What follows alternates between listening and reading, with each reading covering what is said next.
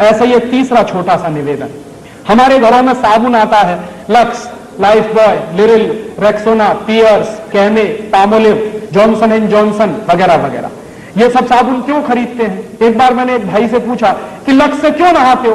कहने लगा माधुरी दीक्षित कहती है। एक दूसरे से पूछा कि तुम क्यों लगाते हो? कि हेमा मालिनी कहती है। तो कभी माधुरी दीक्षित और हेमा मालिनी कुएं में गिरेंगे तो हम भी गिरेंगे। कि बेवकूफी मत करिए। और मैं, शायद आपको मालूम नहीं है कि माधुरी दीक्षित की या हेमा मालिनी या कोई भी फिल्मी हीरोइन लक्स से नहीं नहाती, साबुन से नहीं नहाती। तो आप पूछेंगे मुझको कैसे मालूम?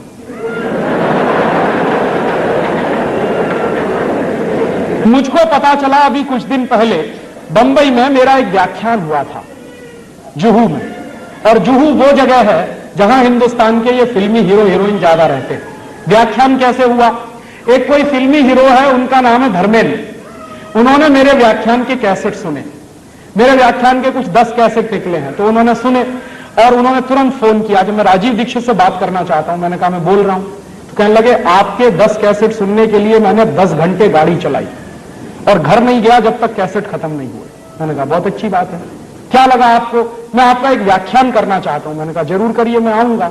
क्या आपकी फीस क्या है? मैंने कहा मैं फीस नहीं लेता कभी व्याख्यान के लिए। कहने लगा अच्छा फिर तो मुझे खुशी है, आप आइए। मैंने कहा जरूर आऊंगा, एक ही शर्त है कि जितने फिल्मी हीरो हीरोइन है उनको सबको बुलाइए ज्यादा से ज्यादा। तो उन्होंने कहा मैं कोशिश करता हूं। तो क्या हुआ, उनका एक बंगला है लोनावाला में, पूना और बंबई के बीच में, वहां उन्होंने व्याख्यान रखा। मैं गया, ज्यादा लोग तो नहीं आए, कुछ 25-30 लोग आए थे। उनके बीच में मीटिंग हुई, बातचीत हुई, बहुत सारे सवाल पूछे। जब खत्म हो गए उनके सवाल तो मैंने उनसे कहा कि अब मैं एक सवाल पूछूंगा। तो हेमा मालिनी से मैंने पूछा कि आप मुझे बताओ कि लक्स से नहाती हो? नहीं। लाइफ बॉय से नहाती हो? नहीं। कैमे से नहाती हो? नहीं। लिरिल से नहाती हो? नहीं। मैंने कहा आप नहाती भी हो?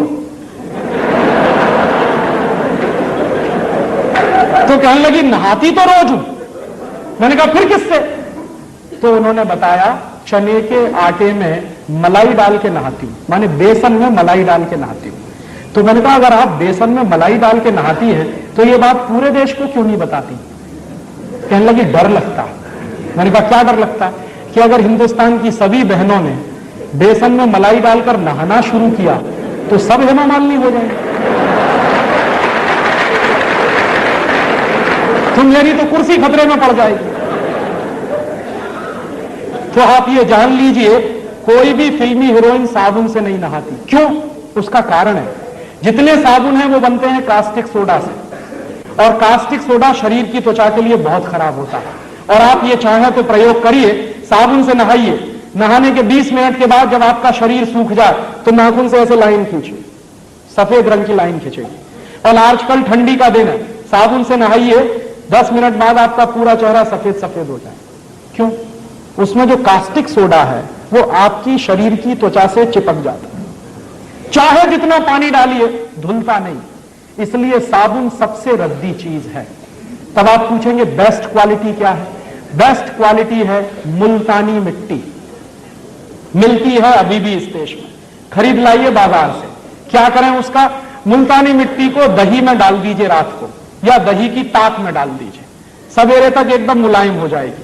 उसको पेस्ट बनाइए, शरीर पर ऐसे ही लगाइए जैसे साबुन लगाते हैं, और नहा लीजिए गर्म पानी से, एकदम फ्रेश हो जाएंगे आप। दूसरा तरीका, चने का आटा माने बेसन, उसमें मलाई मिलाइए, पेस्ट बनाइए, उसको रगड़िए और उससे नहाइए। तीसरा तरीका, आप जो है अपने घर में ले आइए मसूर की दाल का आटा। मसूर की दाल होती है, उसको पिसवाइए, उसका आटा बनता है, उसमें शहद मिलाइए, मध मिलाइए और उसका पेस्ट बना के उससे शरीर को लगाइए और गर्म पानी से नहाइए, आपकी स्किन एकदम सॉफ्ट हो जाएगी। चौथा तरीका, मुल्तानी मिट्टी लीजिए, अरीठा का पाउडर लीजिए, शिकाकाई पाउडर लीजिए, तीनों को बराबर बराबर मात्रा में मिलाइए, डिब्बे में बंद करके रखिए। 1 साल तक इसका कुछ नहीं बिगड़ता। नहाने के 20 मिनट पहले 1 चम्मच पाउडर 1 गिलास पानी में डाल दीजिए और उस पानी से पहले शरीर के बाल धो लीजिए, आपके बाल टूटना बंद हो जाएंगे। और फिर उसी पानी से शरीर से नहा लीजिए, आप कोई साबुन लगाने की कभी जरूरत ही महसूस नहीं होगी। और आपको मैं बताऊं सबसे अच्छा, आपके यहां अकोला में गाय के गोबर से एक साबुन बनता। और गाय के गोबर से जो साबुन बनता है, पिछली बार मैं आया था यहां से खरीद के ले गया था और मैंने मेरे सब दोस्तों को बांटा, मैं भी नहाता हूं। मैं आपको सच बताऊं कि उस साबुन से नहाने के 10 मिनट के बाद शरीर में से खुशबू निकलती। फिर एक दिन मैंने पुराने कुछ ग्रंथ खोजे तो मुझे पता चला कि हिंदुस्तान में जब यज्ञ किया जाता था तो किसी भी राजा को यज्ञ करने से पहले गोबर से स्नान करना जरूरी होता था। भगवान राम ने भी यही किया था। जब भगवान राम ने यज्ञ किया तो गोबर से स्नान किया था, तब यज्ञ करने के लिए बैठ पाए थे। तो शास्त्रों में इसका वर्णन है और गोबर से स्नान करना बहुत ऊंची बात है।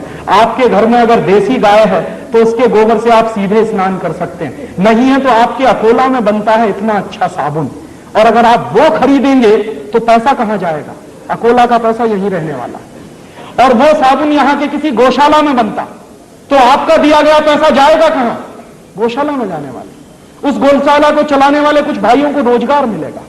और मेरी तो कल्पना है कि ऐसी गौशालाएं गांव गांव गली गली घर घर में खुल जाए और उनमें से ये गोबर निकलेगा, साबुन भी बनेगा, दूध बनेगा, घी निकलेगा, क्या क्या नहीं होगा। पूरे हिंदुस्तान की अर्थव्यवस्था बदल सकती है। तो आप ये फालतू के साबुन खरीदना बंद करिए। मुल्तानी मिट्टी से नहाइए, अरीठा, शिकाकाई, मुल्तानी मिट्टी के पाउडर से नहाइए, या फिर चने के आटे से नहाइए, या फिर आपके गांव में जो गोरस का गोबर से साबुन बनता है उससे नहाइए।